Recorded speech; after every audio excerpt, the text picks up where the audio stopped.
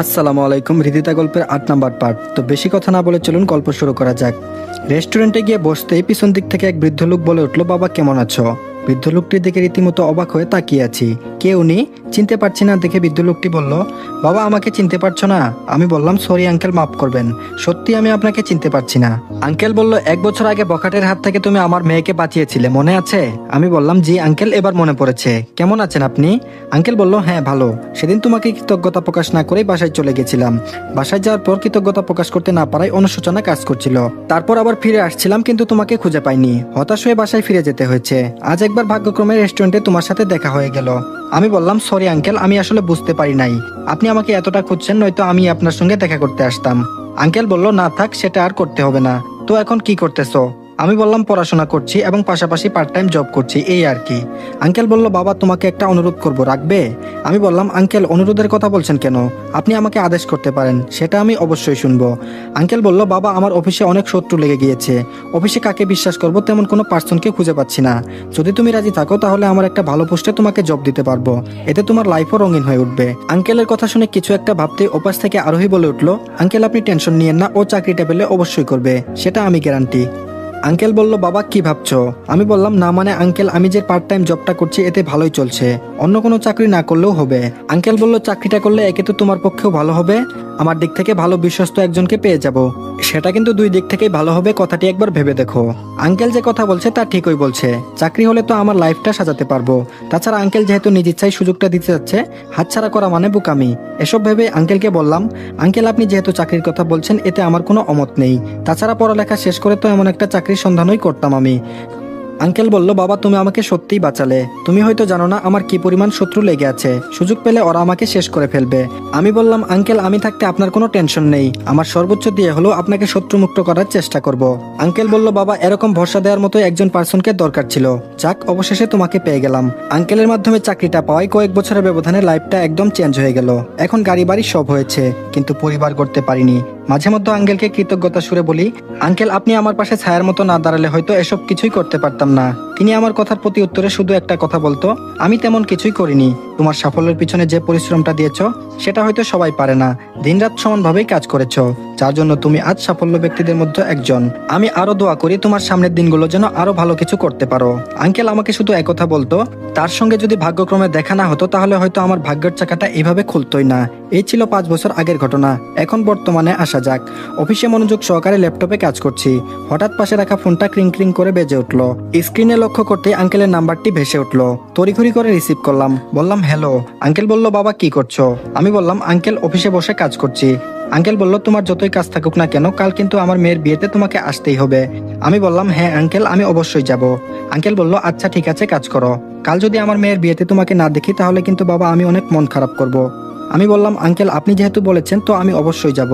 Uncle বলল, আচ্ছা ঠিক আছে রাখি। আমি বললাম, জি আচ্ছা। কাল তো গুরুত্বপূর্ণ একটা মিটিং আছে, বিয়েতে গেলে মিটিং বাদ দিতে হবে। এদিকে আঙ্কেল অনেক রিকোয়েস্ট করে বলেছে যদি না যাই তাহলে মন খারাপ করতে পারে। তাছাড়া এই লাইফটা তো আঙ্কেলের মাধ্যমেই পেয়েছি। আজ আমি এতটা ব্যস্ত সেটা একমাত্র আঙ্কেলের জন্যই। দরকার পড়লে মিটিং বাদ দিয়ে হলেও আঙ্কেলের মেয়ের বিয়েতে যেতে হবে। তারপর আঙ্কেলের মেয়ে মানে মিথিলার বিয়েতে যেতে হলো। বাড়িতে প্রবেশ করতেই লক্ষ্য করলাম এটা যেন কোনো একটা রাজপ্রাসাদ, ডেকোরেশন আর লাইটিং পুরো বাড়িটাই চাকচিক্য করে ফেলেছে। ডেকোরেশন দেখছি, এর মধ্যে আঙ্কেল আমাকে দেখে বলে উঠলো, বাবা এসেছো? আমি তো ভেবে নিয়েছিলাম তুমি আসবেই না। আমি বললাম, আপনি আমাকে আসতে বলেছেন আর আমি আসবো না, এটা কি হয়? আঙ্কেল বলল, এসে ভালোই করেছ। আমি বললাম, আঙ্কেল আমি একটা বিষয়ে প্রশংসা না করলেই নয়, আপনার ডেকোরেশনের লাইটিং কিন্তু পুরো বাড়িটাকে রাজপ্রাসাদ বানিয়ে ফেলেছে। আঙ্কেল বলল, একটা মাত্র মেয়ে আমার, আগে থেকেই স্বপ্ন ছিল অনেক ধুমধাম করে বিয়েটা দিব, তাই আর কি স্বপ্নটা সত্যি করলাম। আমি বললাম, তাহলে তো আপনার স্বপ্ন সত্যি হয়ে গেল। আঙ্কেল বলল, হ্যাঁ। কথা বলতে বলতে আঙ্কেলের ফোনে ফোন আসলো। তারপর আঙ্কেল বলল, বাবা তুমি বসো গিয়ে, আমার একটু ওইদিকে কাজ আছে। আমি বললাম, জি আচ্ছা সমস্যা নেই, আমি আছি। তারপর আঙ্কেল চলে গেল। পুরো বাড়িটা ঘুরে ঘুরে দেখছি, হঠাৎ পিছন থেকে কে যেন বলে উঠলো, আরে দোস্ত কেমন আছিস? আমি পিছন ফিরে তাকাতেই লক্ষ্য করলাম রাকিব ও তার স্ত্রী আমার দিকে তাকিয়ে হাসি উজ্জ্বল চেহারা নিয়ে কথাটি বলল। আমি একটু গভীর সুরে বললাম, ভালো। আমার কথার ধরন দেখে রাকিব বুঝতে পারলো তার সঙ্গে কথা বলার কোনো মুড নেই, তো সেখান থেকে চলে আসতে যাব এমন সময় রাকিবের স্ত্রী বলল, ভাইয়া শুনেন। আমি বললাম, বলেন। রাকিবের স্ত্রী বলল, আপনি আমাদের দেখেই এভাবে চলে যাচ্ছেন যেন আমাদেরকে চিনেনই না। আমি নিশ্চুপ হয়ে দাঁড়িয়ে রইলাম। রাকিব বলল, দোস্ত সরি রে, তোকে সেদিন বাড়ি থেকে এইভাবে তাড়ানোটা আমাদের ঠিক হয়নি। তুই যখন চলে গেলি আমি আর নীলা তখন বাসা থেকে বের হয়ে কিছু দূর তোকে খুঁজেছি, কিন্তু তোর দেখা মিলেনি।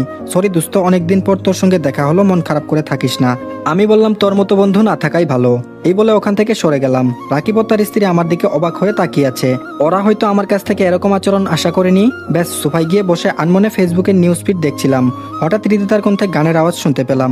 বিষয়টি দেখার জন্য মঞ্চের দিকে এগিয়ে যেতে লাগলাম। মঞ্চের সামনে দাঁড়িয়ে লক্ষ্য করতেই আমার চোখ যেন কপালে উঠে গেল। এই আমি কাকে দেখছি? এ তো সত্যি হৃদিতাই গান গাচ্ছে। হৃদিতার সঙ্গে আরো কয়েকটা মেয়ে তার গানের তাল মিলাচ্ছে। এইদিকে হৃদিতার মা বাবা আঙ্কেলের সঙ্গে সোফায় বসে গল্প সল্প করছে। তার মানে হৃদিতাদের সঙ্গে আঙ্কেলের কোনো একটা সম্পর্ক জড়িত আছে। মাথাটা কেমন জানি ঘুরে গেল। তারা এখানে কি করছে? তাদের তো এখানে থাকার কথা না। না, এখানে আর থাকা যাবে না, তার আগেই আমাকে এখান থেকে সরে যেতে হবে। তাদের জন্যই আমাকে গ্রাম ছাড়া হতে হয়েছে। আনমনে এসব ভেবে চলে আসতে যাব। দরজার কাছে যেতেই মিথিলা আমার সামনে দাঁড়িয়ে বলে উঠল, ভাইয়া কোথায় যাচ্ছেন? আমি বললাম, মানে আমার একটা কাজ পড়ে গেছে, সেখানে আমাকে দ্রুত যেতে হবে। মিথিলা বলল, ভাইয়া দাঁড়ান, আব্বুকে বলছি। আব্বুকে বললে তো আর যেতে পারবেন না। আমি বললাম, এই না, বললেন না প্লিজ। মিথিলা বলল, আব্বু এই দেখো রনি ভাইয়া চলে যাচ্ছে। মিথিলার কথাটা আঙ্কেল শোনা মাত্রই তার সঙ্গে হৃদিতার বাবা মাও আমার দিকে তাকাতেই তাদের চোখ আর আমার চোখ এক হয়ে গেল।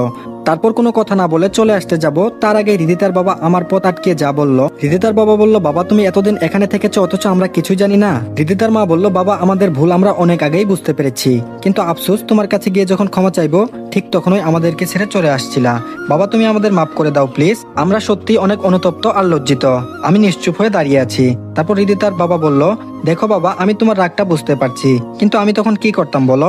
আমার জায়গায় যে কেউ হলেই এমন কাজই করতো। আমি যা করেছি, এখন অতীতের সবকিছু ভুলে তুমি আমাদেরকে ক্ষমা করে দাও প্লিজ। আমি বললাম, আপনাদের কথা বলা শেষ, এখন আমি আসি। এই বলে বাসার বাইরে চলে আসছি। পিছন দিক থেকে হৃদিতা দৌড়ে এসে আমার সামনে দাঁড়িয়ে অশ্রু ভেজা চোখে বলল, এতদিন এখানে ছিল অথচ আমি যে দূর থেকে কতগুলো মেসেজ কল দিয়েছি সেগুলো কি একবারও দেখার চেষ্টা করোনি? ভুল তো হতেই পারে, তাই বলে সবাইকে ছেড়ে চলে আসতে হবে? হৃদিতা আমাকে জড়িয়ে ধরে এক নাগারে কথাগুলো বলে উঠল। তার কথার কর্ণপাত না করে রেগে বললাম, আমাকে স্পর্শ করার সাহস তোমাকে কে দিয়েছে? হৃদিতা আমার রাগী চেহারাটা দেখা মাত্রই ভয়ে কিছু দূর সরে গিয়ে মাথাটা নিমিষে নিচু করে ফেললো।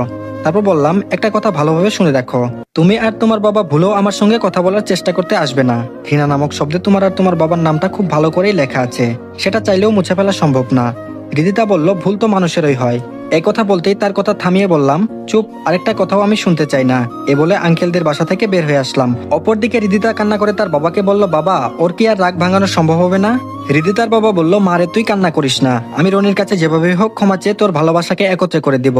তার আগে রনির কাকাই কাকিমাকে বিষয়টা বলতে হবে। হৃদিতা বলল, বাবা আমি এত কিছু জানি না, যেভাবেই হোক ওর রাগ ভাঙাতেই হবে। হৃদিতার আজ যেন বিশ্বাসই হচ্ছে না এ কোন রনিকে দেখছে, যে রনি হৃদিতাকে দেখার জন্য পাগলের মতো পিছু পিছু তার বাড়ি অব্দি গিয়েছে। আজ তার চোখে হৃদিতার ঘৃণার ছাপ স্পষ্ট দেখতে পেরেছে। এই ঘৃণা সহজেই কি মুছে ফেলতে পারবে? তাকে পারতেই হবে। এত সহজে তাকে হারাতে রাজি না হৃদিতা। বিছানায় শুয়ে কান্না করছে আর এসব ভাবছে।